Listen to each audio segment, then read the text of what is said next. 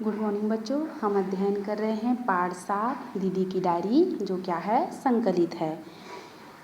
माँ को कल रात से मलेरिया है। माँ को रात से क्या है, मलेरिया है। मैं तो रात भर उनके पास बैठी रही। संजू क्या है, अपनी दीदी की डायरी पढ़ रही है। डायरी में लिखा है, माँ को कल रात से मलेरिया है। मैं तो रात भर उनके पास बैठी रही। खाना भैया ने बनाया। आलू मटर की सब्जी बनाई, गरम गरम रोटियां सेक ली। मैंने ज्यों ही पहला कौर मुंह में डाला तो फीका लगा।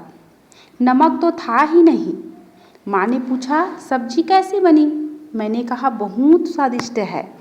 इधर भैया का बुरा हाल, आंखें नीचे, पर इससे क्या, नमक नहीं था तो कोई बात नहीं, बाद में डाल लिया। सोच रही थी अगर भैया 2 बार नमक डाल देते तो। फिर 3 जनवरी 2008। क्या है, संजू अपनी दीदी की डायरी जो पढ़ रही है उसमें क्या लिखा है, महीने का नाम लिखा है 3 जनवरी 2008 का। पिकनिक का दिन रहा आज। जहाँ हम गए वह स्थान बहुत सुंदर था। हरे भरे वृक्षों से घिरा हुआ, पानी से लबालब भरा एक सरोवर, शांत वातावरण, पक्षियों की चहचहाट। वहाँ पहुंचकर हम छोटी छोटी टोलियों में बट गए। क्या हो गए, जहाँ संजू की दीदी पिकनिक के लिए गई थी वहाँ क्या हो गई, छोटी छोटी टोलियों में, ग्रुप में बट गई। मैं तो साइदा, नीलू, विमला और संजू के साथ रही। पहले तो वहाँ हम चारों ओर घूमते रहे, झूलों पर झूले, फिर सरोवर पर गए और मछलियों को देखते रहे। डूबती उतराती रंग बिरंगी तथा छोटी मछलियाँ। तभी बहन जी ने बुलाया। क्या किया, तभी बहन जी ने बुलावा भेजा। अब सब मैदान में आ इकट्ठे हुए।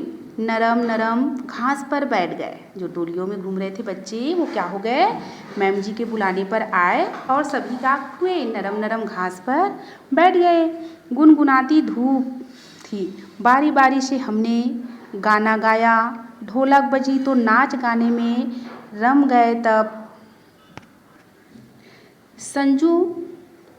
संजू जो कक्षा में चुपचाप बैठी रहती थी, आज खूब नाची।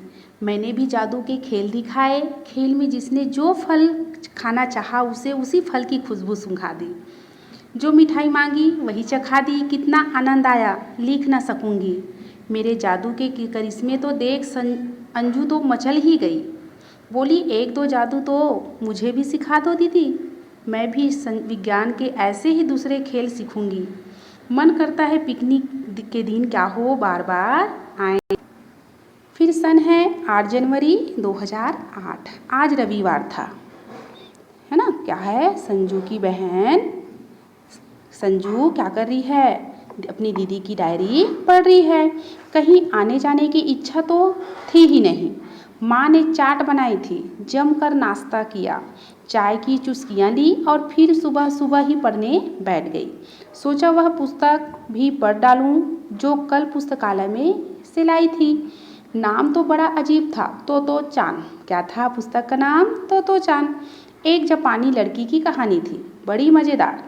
जिस स्कूल में वह पढ़ती थी वह रेल के 6 डिब्बों में चलता था। जो जहाँ चाहे बैठे, जो चाहे पढ़े, शिक्षक का कोई डर नहीं, पूरी आज़ादी। तोतो जान एक मनमौजी लड़की थी जिसे अपनी शरारत के कारण कई स्कूल बदलने पड़े। वह यहाँ रेल के डिब्बे वाले स्कूल में जम गई। उसका जीवन क्या हो गया, बदल गया। मुझे यह पुस्तक बहुत अच्छी लगी। सोचती हूँ क्या हमें भी पढ़ने की ऐसी आज़ादी मिल सकती है। ऐसा कौन कह रही है, संजू की दीदी अपनी डायरी में लिखी है। 9 जनवरी सन 2008। आज का पूरा दिन उदासी में बीता। माँ ने मुझे बार बार टोका, उदासी का कारण जानना चाहा, पर मैं कुछ बोल न पाई। क्या बताऊँ, यह मेरी सहेली किसकी कहानी है, नीलू की। न कल से पढ़ने नहीं जाएगी। 1 महीने बाद यह गांव ही छूट जाएगा। उससे उम्र तो मेरी है ना, उम्र तो मेरी जितनी ही है, पर घर वाले उसके हाथ पीले करके ही दम लेंगे। मुझे मिली तो गले लग कर रोने लगी। कौन? नीलू। कहती थी बहन पढ़ने का बेहद मन है। कौन? नीलू को बहुत पढ़ने का मन है, किंतु उसके घर वाले क्या कर रहे हैं? शादी कर रहे हैं, उसके हाथ पीले कर रहे हैं। पर क्या करूं, कोई मेरी बात सुनता ही नहीं। ऐसा नीलू कहती है। नीलू कक्षा में अव्वल आती है, खेलने कूदने में भी किसी से कम नहीं थी। एक ही प्रश्न रह रह कर मेरे मन में उठ रहा है, क्या लड़कियों को पढ़ने का पूरा पूरा अवसर नहीं मिल सकता? मिलना चाहिए। दुनिया भर की लड़कियां आज क्या क्या करतब दिखा रही है। हम हैं कि चौके चूल्हे में ही के चक्कर से किसी तरह उबर ही नहीं पाती। मुझे तो नीलू पर गुस्सा आता है। आखिर कब तक अपनी इच्छाओं का गला दबाती रहेगी? मैं तो यह स्थिति कदापि बर्दाश्त नहीं करती। ऐसा संजू की बहन सोच रही है और अपनी डायरी में लिख रही है। 10 जनवरी 2008 स्कूल जाने के लिए समय पर घर से निकली। तपाक से छींक हुई। रिक्शे वाले ने छींका था। दादी माँ ने आवाज़ लगाई, बिटिया आज स्कूल ना जाओ। सामने की छींक है। मेरा मन भी मैला हो गया था। एक पल सोचा रिक्शा लौटा दूँ। तभी याद आया आज तो हमारी कक्षा को अभिनय करना था जिसकी मैं मुख्य पात्र थी। उससे तो मेरा अत्यंत लगाव है। जो होगा सो होगा। हिम्मत करके चल ही दी। अभिनय में मैंने भी भाग लिया। हमारा अभिनय सभी को सहाय। खूब तालियां बजाई। मैं तो व्यर्थ ही क्या कर रही थी, छींक से डर रही थी। मुझे पुरस्कार भी मिला, शाबाशी भी अलग। आगे से मैं शकुन और अपशकुनों के फेर में पड़ने वाली नहीं हूँ। 11 जनवरी 2008 आज कुछ अच्छा नहीं लग रहा है। न पढ़ने में मज़ा आया न खेल में। कोई डांट डपट भी नहीं हुई। कभी कभी सोचती हूँ सब लोग लड़कियों को ही क्यों डांटते हैं। दीदी की डायरी से संजू को आधार मिल गया। क्या हो गया? दीदी की डायरी के पढ़ने से संजू को एक आधार मिल गया। उसने भी कल से डायरी लिखने का संकल्प लिया।